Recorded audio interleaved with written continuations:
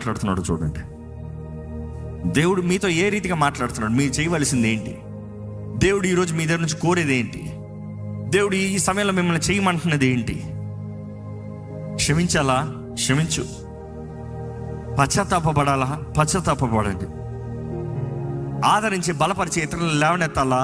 లేవనెత్తండి. ఈరోజు నిజంగా రక్షించబడ్డారా? రక్షణానందం ఉందా? రక్షణ జీవితం ఉందా? రక్షణ జీవితం లేకపోతే మరణమే.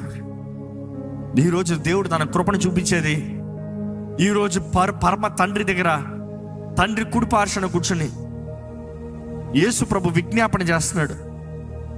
ఈరోజు యేసు ప్రభు మన నిమిత్తమై విజ్ఞాపన చేస్తున్నాడు. ఏమని చేస్తున్నాడో నీ గురించి? ఇంకొక అవకాశం అని అడుగుతున్నాడా? ఇంకొంచెం కృపను అడుగుతున్నాడా? ఇంకొంచెం సహాయము, శక్తిని అడుగుతున్నాడా? ఈరోజు మీ జీవితాన్ని ప్రభు చేతుల్లోకి సమర్పించుకోండి. ప్రభు పాదాలను పట్టుకోండి. నువ్వు ఎక్కడున్నావు అనేది ముఖ్యం కాదు. ఈరోజు ఏ స్థితిలో నీ బ్రతుకుందో ముఖ్యం కాదు. నీ అంతం ఎలా ఉందో ముఖ్యం. నీ అంతం ఎలా ఉందో ముఖ్యం. ఈరోజు నీ జీవితాన్ని దేవుని చేతిలో సమర్పించుకుని, దేవా నీ చిత్త ప్రకారం నా జీవితాన్ని మలచు అని అడగండి. నీ జీవితాన్ని సమర్పించుకోండి.